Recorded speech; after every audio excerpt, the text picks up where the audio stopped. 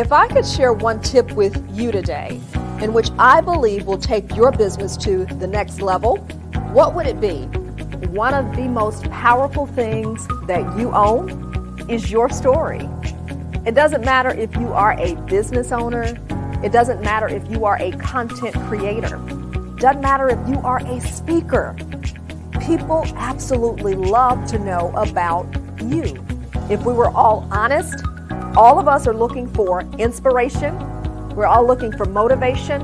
We're all looking for the steps which show us how to create, how to do, and how to be better than what we are today. We crave connection. And that's what your story does. It connects you to your audience. And that's going to be the thing that sets you apart.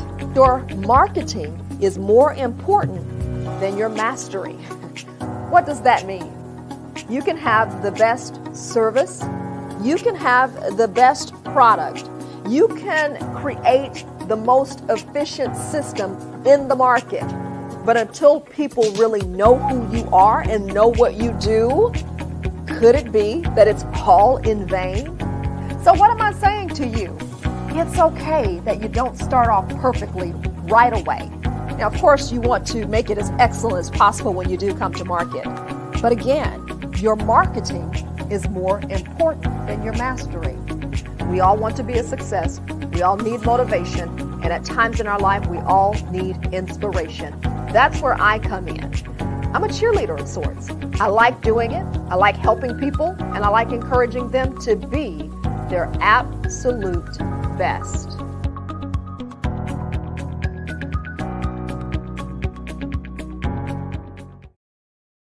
And hey there, how are you? It is Coach K. It's Kisa. Believe that you have the information that you need in order to get in touch with me. I am the life change strategist. I'm also a 30-year vested communications media professional. So I have a media services and media training arm along with a life coaching arm, and we put it all together to create solutions, unique solutions for our clients, whether it's on the communication side or the life coaching side. And my specialty as a life coach is change.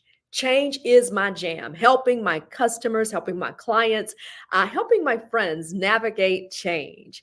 And boy, oh boy, are we talking about an area that could involve some major change, because we're talking about navigating through the maze of recovering from narcissistic abuse. I'm giving you 5 steps to break free from narcissistic abuse, okay? In the first video, I talked about one of what I believe is the most important steps. And I sort of hinted about this next step right here, okay? But I thought it was good enough to come back and actually dig a little deeper on this second step, okay? But again, the first step that I talked about is focusing on self. I gave a lot of great tips. I believe in reviewing. So I'm going to show you part of what I talked about. Focusing on self, first step, so important, because you're so tempted in coming out of this cycle. You're so tempted to focus on someone else. You're so tempted to continue to give all your energy to someone, and you've gotten very little of a return, okay, for doing that. And so what are some of the things that I talked about doing? Dating yourself. Yeah, dating yourself. Take yourself out to a movie, to an event, to a concert with some friends, or just having dinner by yourself. Treat yourself. My goodness, does that involve you buying a computer that you wanted, buying that dress or pair of shoes that you wanted, buying that piece of jewelry that you wanted, and also complimenting yourself? In other words, being good to yourself. When you do it right, acknowledge it. Don't wait for someone else to do, because it's part of the emotional abuse cycle of narcissism.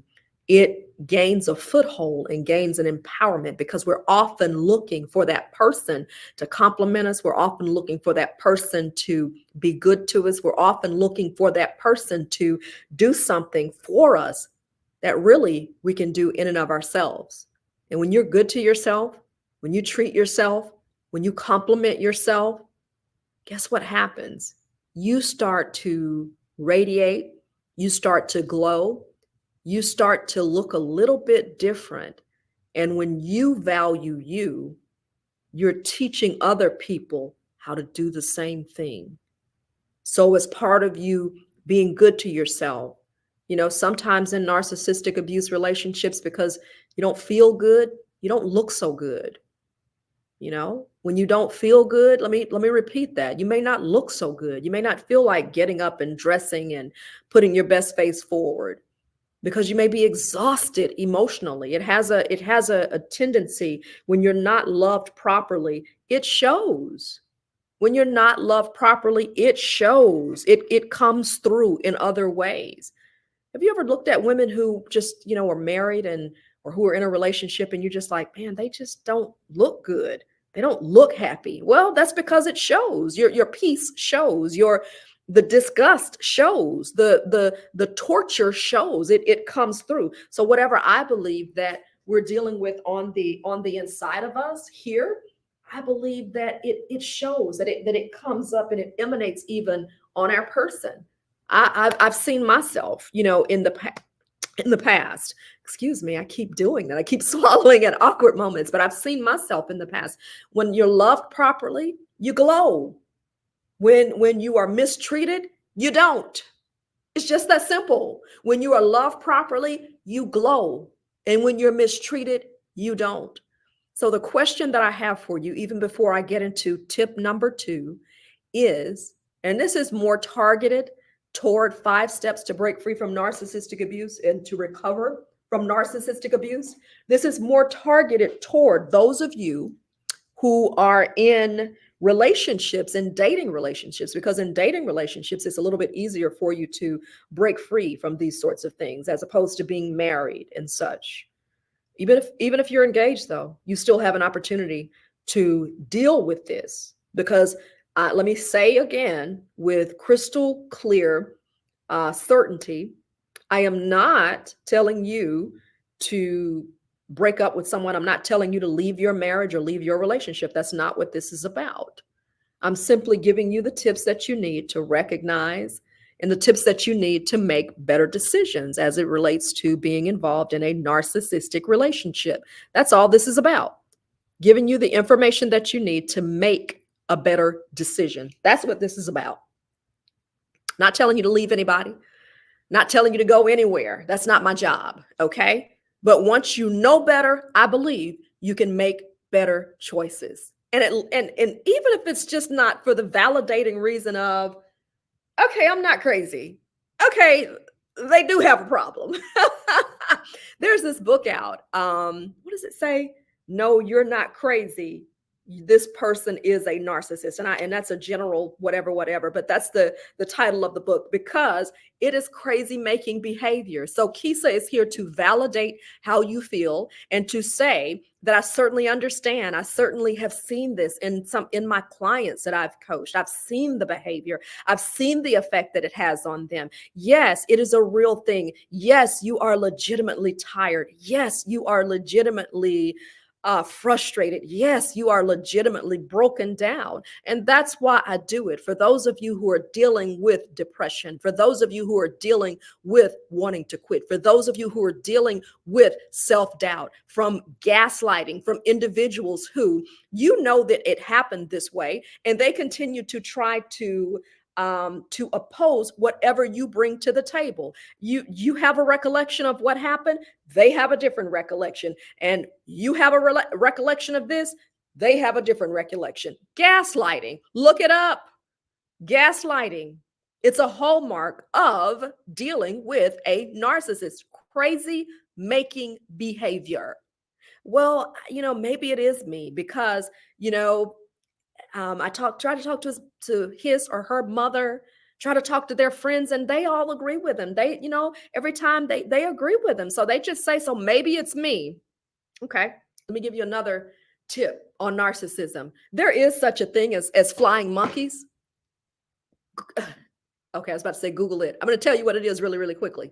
Flying monkeys, it's a phenomenon which people in dealing with a narcissist, there's some people who know they're wrong, who know that their behavior is immature, self-centered, and diabolical even, who will not correct the narcissist, but they sit as if they are a flying monkey on the wall, plastered to the wall, for lack of a better word, okay?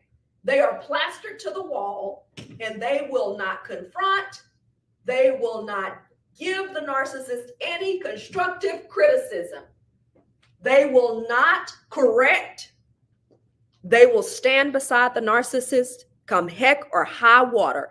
Flying monkeys. So if you are doubting yourself, well, I thought this is the way that happened, or I saw the way they treated me, but no one else saw it, or this other person who was there, their friend or their relative, they didn't see it. Oh no, sweetheart, they saw it. But they could be a flying monkey, and the flying monkey is always going to be a line on the side of the narcissist. They're plastered on the wall, and they will not move to help you. They will not move to defend you. They're stuck, and I don't know why they named it a flying monkey, but a flying monkey is just like stuck on the wall, not going to help you, not going to defend you. I mean, they're going to just stay stuck on the wall and not have an opinion either way to oppose the narcissist, perhaps for fear, or the narcissist who frequently is involved in triangulation. They have certain people they like. And so the flying monkey could be a person that they like. The flying monkey, the person that's stuck on the wall and won't help and won't move either way in terms of what the narcissist is doing. They the narcissist has people that they really love, and they have people that for whatever reason who they will favor that person, and they reward people who don't oppose them. They reward people who stand in their corner. They reward people who don't oppose them. They reward certain people. So that person, starts to learn, okay, I can get money, I can get favor, I can get whatever if I don't oppose this person, or if I just keep on doing what they ask or require of me. There are rewards associated with it. So it doesn't mean that you're not accurate. It doesn't mean that you didn't experience something just because the other person won't agree with you. You could be dealing with someone who's a flying monkey. And wow, I'm really talking about step two of seeking recovery. And as part of this, it just seems like education about narcissism is coming out, because guess what? Kisa's read about it. I've read about it.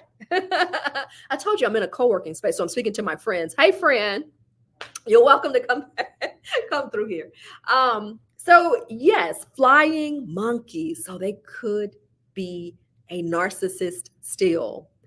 At the end of the day, does that really matter to me? And is that why I'm doing this right now? No, because this video is for you to break free. First of all, to recognize, because you cannot overcome, you cannot recognize, you cannot break free from that in which you are unfamiliar or you do not know.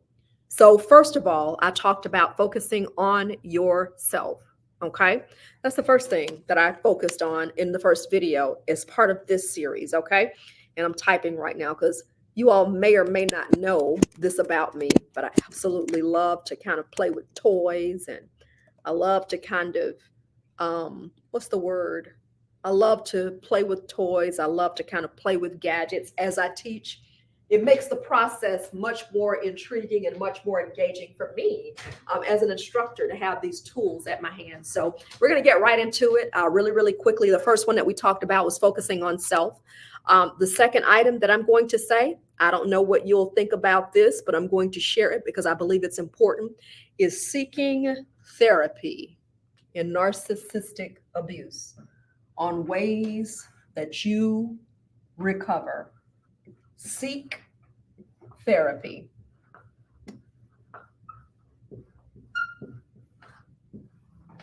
Yeah.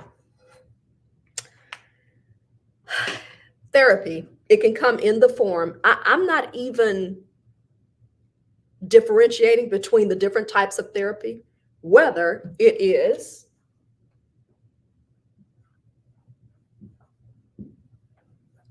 coaching,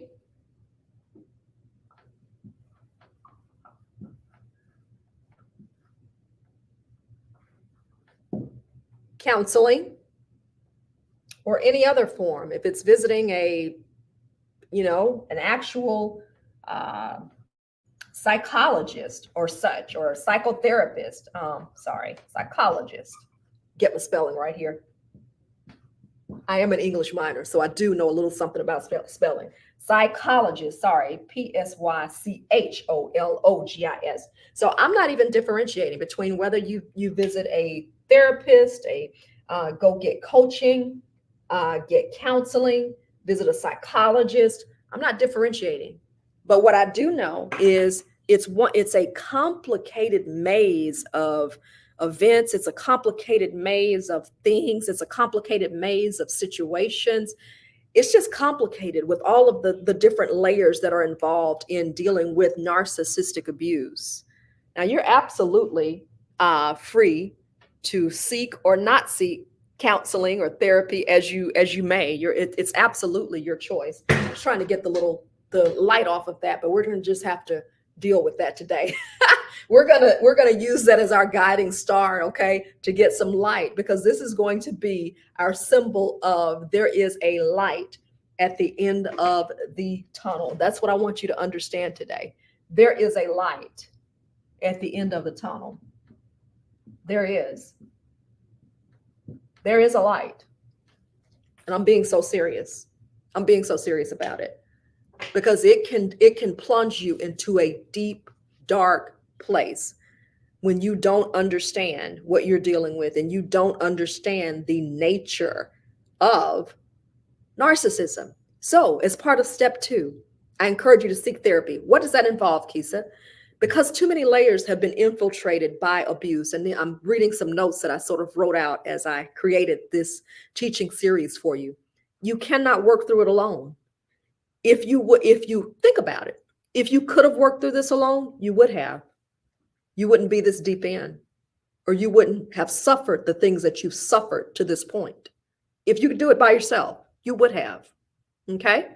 Plus, I think that it's always good to get someone to give you a sort of high-reaching, high-level perspective.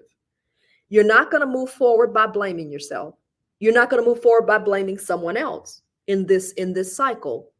You need a clear perspective, a clear strategy that doesn't involve guilt, that doesn't involve shame as you work through those things there.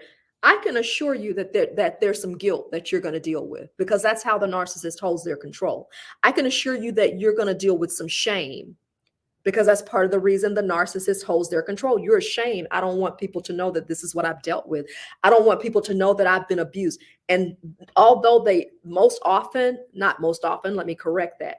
It may not always involve physical abuse. The psychological, the mental and emotional abuse can be 5 times more sinister. And so let's talk about the success of it. I don't want you, a lot of times I'm on here talking and I want you to see that there is an importance in terms of you being able to get some help. Psychotherapy, what is it? Okay, this is just one arm, because coaching is a little different, counseling is a little different. Sometimes psychotherapy is a whole other level when you deal with a psychologist. Okay, what is it? It's a type of treatment that can help individuals experiencing a wide range of mental health conditions and emotional challenges. Okay, and I thought this was pretty key right here. So they can also, in psychotherapy, get to the psychological root cause of one's condition, so a person can function better.